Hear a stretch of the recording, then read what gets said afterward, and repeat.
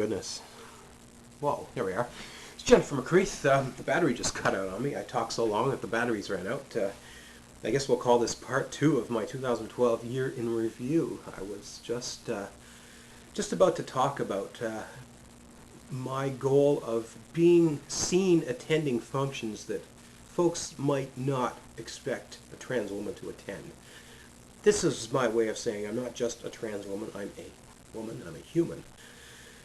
So I decided to attend Mount Pearl Family Day, an event organized by members of the Conservative government and the mayor of Mount Pearl, who, I guess, traditionally these are groups of people that the trans community and the gay and lesbian community have not warmed up to, and I felt it was a perfect opportunity. So I put out a press release saying I would be attending. Jennifer McCreath, the well-known, outspoken trans woman, will be attending Mount Pearl Family Day and boycotting the Pride Parade, which was occurring at the same time. To further my friction with the St. John's Pride folks, I was quite disappointed at the way I was taken off their agenda, and the fact that they were not willing to show any type of support towards the trans event that I eventually organized. Then the board had the audacity to proclaim themselves as the, what do you call it, the people that lead the parade, Grand Marshal or something like that. So I'm like, you know what, I'm not going to have anything to do with that. I've got other things to do. So I did. Mount Pearl Family Day was a tremendous success. I had a lovely chat with Conservative MHA Paul Lane and the Mayor Randy Sims, and I was recognized by the musical guest Terry Riley, who's a good friend, and I had a chance to meet a lot of people out there and continue my goal of just being a plain old regular boring person, part of the community.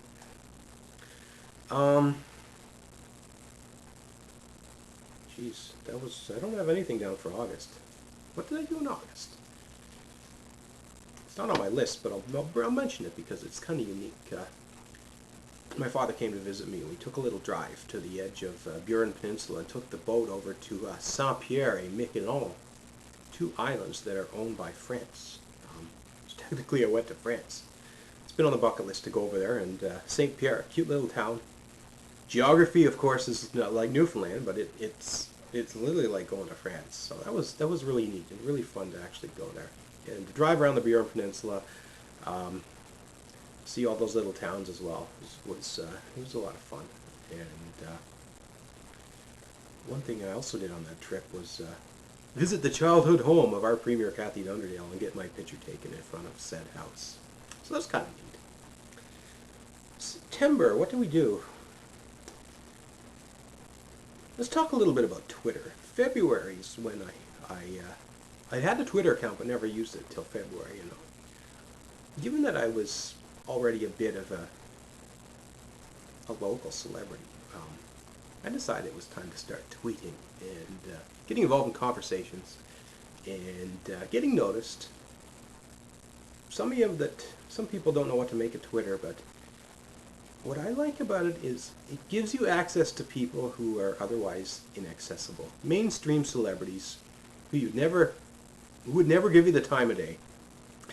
Well, all of them have Twitter accounts. Some of them actually read and write their own tweets. And even if you're getting thousands of tweets at you every day, if you get a rare obscure tweet from a rare obscure person like myself, you might notice it. And you might write back. And I found myself developing rapport with a lot of interesting people. People who are perhaps much more mainstream in terms of their celebrity status. And I actually had an opportunity to meet in person one of my favorite television personalities, is Renee Paquette, at the time worked for The Score in Toronto.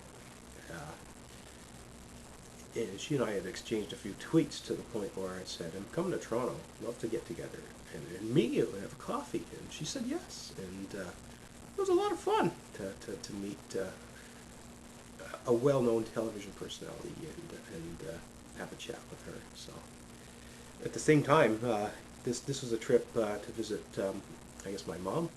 It was also an opportunity to visit in person for the first time several members of the Kitchener-Waterloo, Guelph trans community. And we had a breakfast event there that was really good, a lot of fun. And it was fun for them to meet me, and fun for me to meet them. And it was nice to actually go somewhere where there actually is a trans community, because there's really none out here in Newfoundland. There's trans people, but there's no community. So now and then I kind of crave, I guess, to get together with trans people. So there you go. What do we got here? NTV. I can't even read that mess. I already talked about that. The fact that I had done Speaker's Corner. Terry Fox Run, Pooch Cove. What better way than to get noticed than to go to a small town and run the Terry Fox Run? Pooch Cove is about, what, 40 kilometers north of St. John's? Maybe a little less. Small town. I went. Everyone was surprised. Jennifer here, what are you doing here? What are you doing at Pooch Cove? So it was kind of fun. Got to meet a bunch of the locals, have a nice chat with the mayor, who, interestingly enough, got herself into some trouble in the media for God knows what. I can't remember. I'm probably more popular in Pooch Cove than the mayor is right now, but we won't get any further into that. K-Rock. Here's a story for you. John Fogerty, the legendary rock and roller, was here to play a concert. One of the radio stations had some sort of contest. I don't know exactly what it was, but I walked by the K-Rock booth when I got to the arena. They weren't letting people in the arena. We got 6,000 people standing outside. The concert's supposed to start in 20 minutes. Nobody's in the building. So I wanted to find out what was going on. I ended up finding myself involved in a prank. Some DJ over there, I guess there was some sort of contest. If you would allow yourself to be handcuffed to the DJ, who everyone supposedly hated, that you would win tickets to the concert or something like that. For some reason, it was implied that I was a contestant. So the guy kind of winked at me. He knew who I was. The other folks didn't. I guess it had something to do with cross-dressing and a male dressing up in a dress or something. So, bottom line, these radio personalities thought they had a contestant when in fact they had Jennifer McCreath. And bottom line, I found myself handcuffed to this DJ, running up and down George Street, making a fool of ourselves. And it was only about 20 minutes into the prank that we both kind of led on to the rest of the crew that you've all been punked. This is Jennifer McCreath. This is not your contestant. I don't know. It got some media attention, so at the time that's what I was all about. Anything to get some attention on me. But it was kind of fun, and the concert was really good. Keith Urban also came to Newfoundland. That's what we did in August. Keith Urban came here. Australian, who ended up in Nashville doing country music. Tremendous show. He brought a young lady from Alberta to be his opening act, Lindsay L., who I went and actually met and had a little chat with, and there's Twitter for you. Lindsay and I have developed some rapport, and we've tweeted back and forth probably once a month to say hello.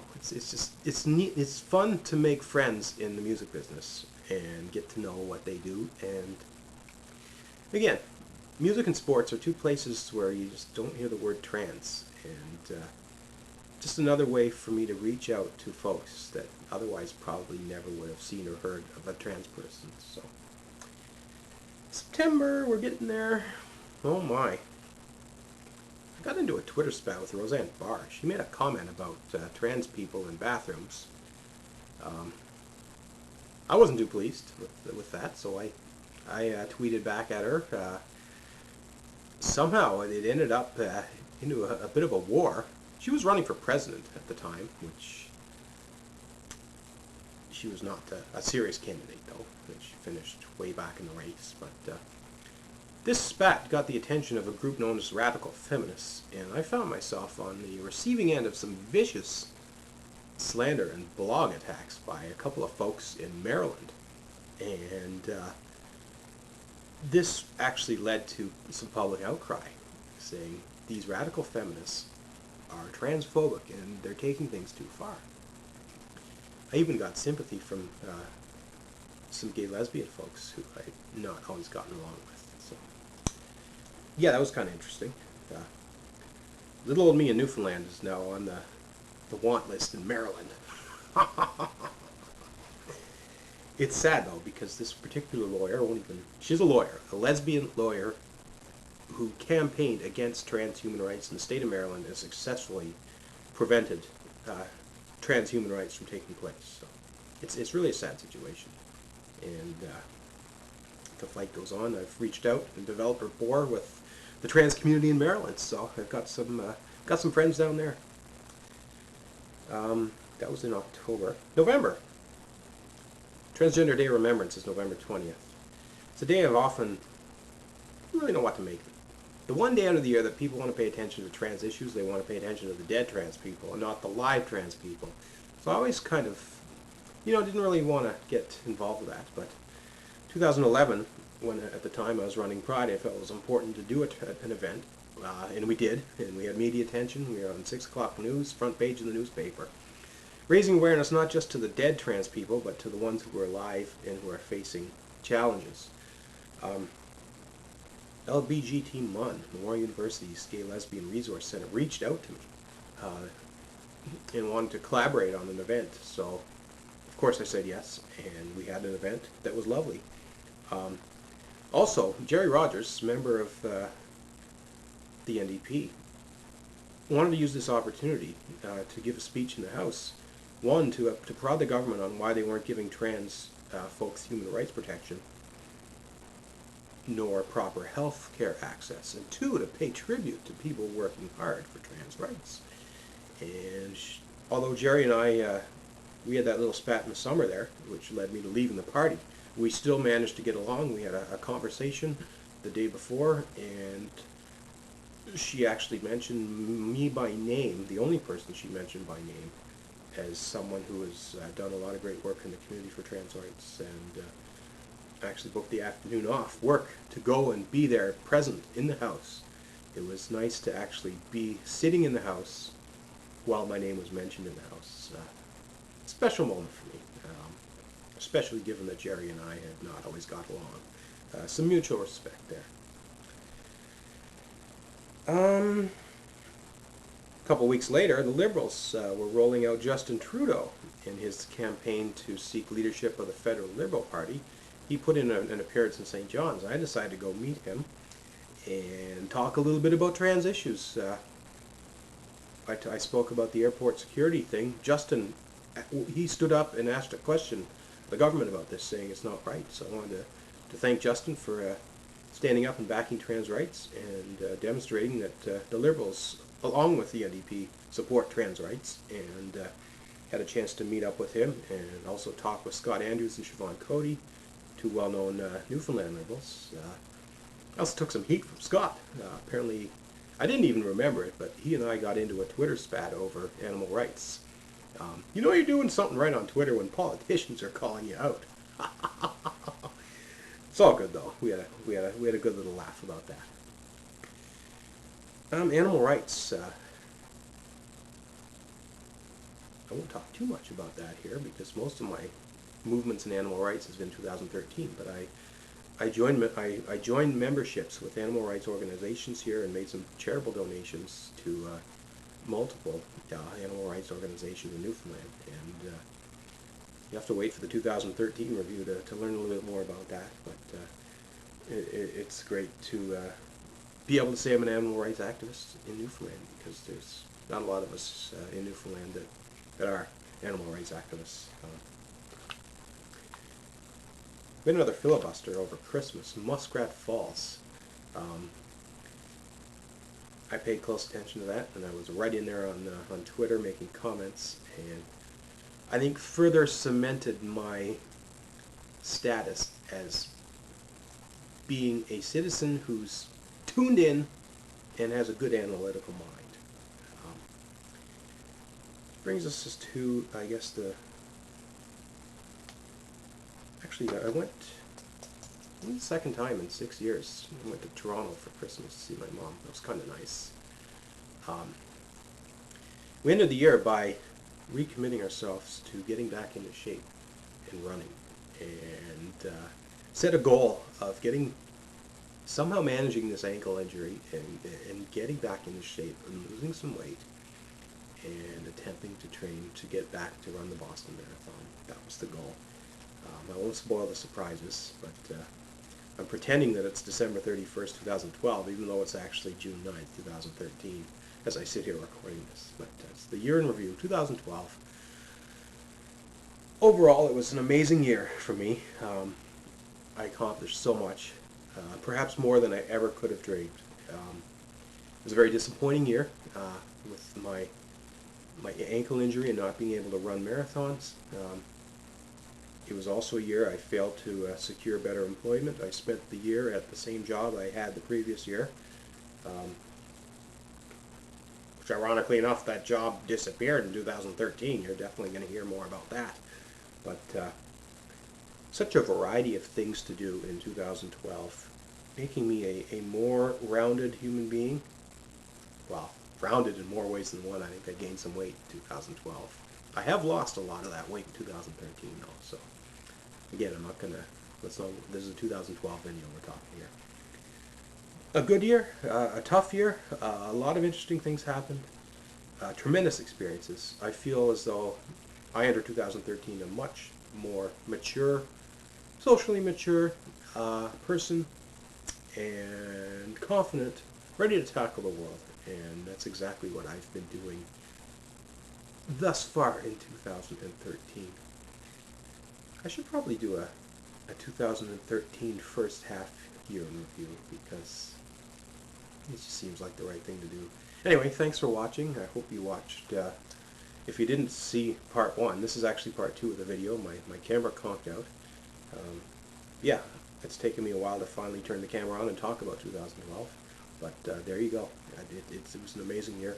I want it documented so we won't forget all the great things we did and all the challenges we faced and overcame. Jennifer McCreath, thanks for watching.